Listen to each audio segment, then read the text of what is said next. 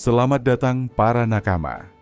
Hari ini kita akan menyelami salah satu teori paling menggugah tentang pulau legendaris Loftel. Kenapa ia sangat sulit ditemukan dan bagaimana kombinasi senja nautika serta bulan purnama mungkin menjadi kuncinya. 1. Pemaparan masalah.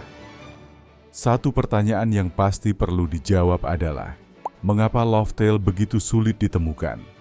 Tidak cukup hanya dijelaskan oleh laut yang ganas, kabut misterius, atau lokasi bawah laut. Sebab kalau hanya itu, maka makhluk seperti manusia, ikan, atau pelaut hebat pun seharusnya mudah mencapainya. 2. Kaitan dengan lagu Bing Sake. Sejak romanisasi resmi pulau ini terungkap sebagai Loftel, kita langsung menyadari bahwa baris terakhir lagu Bing Sake Hatenashi, Atenashi, Waraiba Nashi, kurang lebih diterjemahkan menjadi Endless Address Laughing Story. Saya yakin ini bukan kebetulan bahwa Laughing Story, Loftel, adalah kata terakhir dalam lagu tersebut. Lebih jauh lagi, saya menduga bahwa Bing Sake ditulis oleh Joy Boy, bajak laut pertama, yang memberikan petunjuk untuk menemukan Loftel dan membangkitkan Dawn. 3. Petunjuk visual dan lirik dalam lagu. Lagu ini menyebutkan Kinpa Ginpa mo Shibuki ni Kaete. Gelombang emas dan gelombang perak pun berubah menjadi percikan.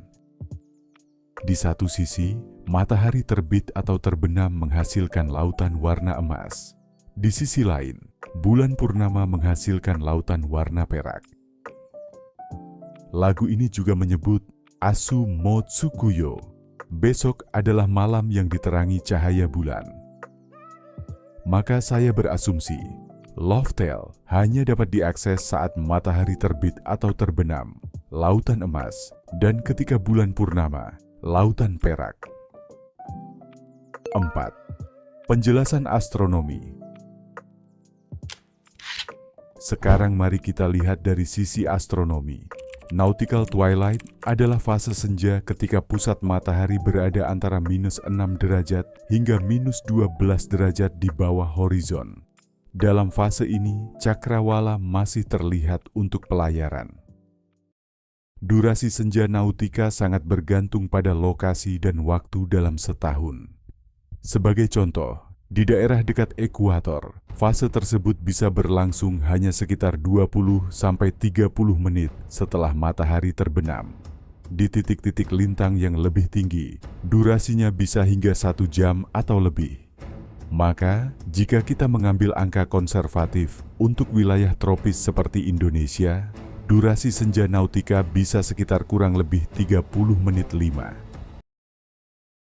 Teori, kenapa Loftel sulit dijangkau? Butuh matahari terbenam atau terbit, menciptakan lautan emas. Butuh bulan purnama, menciptakan lautan perak. Dan hanya pada fase senja nautika, misalnya kurang lebih 30 menit, akses menjadi mungkin.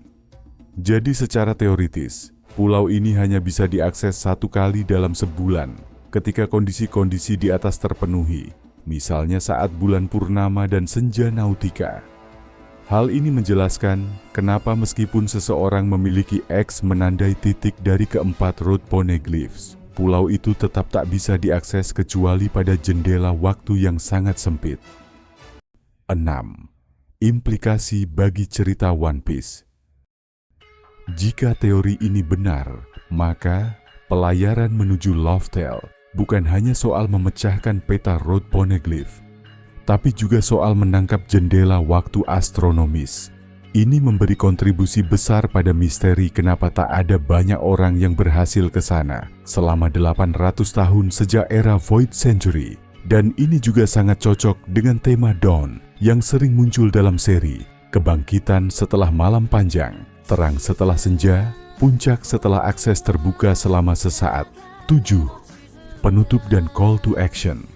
Kesimpulannya, Loftel mungkin tersembunyi bukan hanya secara geografis, namun secara astronomis. Hanya saat senja nautika plus bulan purnama, lautan emas dan perak akan terbuka, dan jendela akses ke pulau itu akan muncul.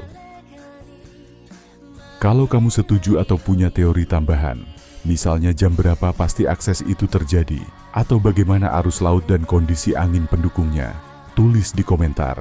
Jangan lupa like dan subscribe untuk konten teori One Piece berikutnya.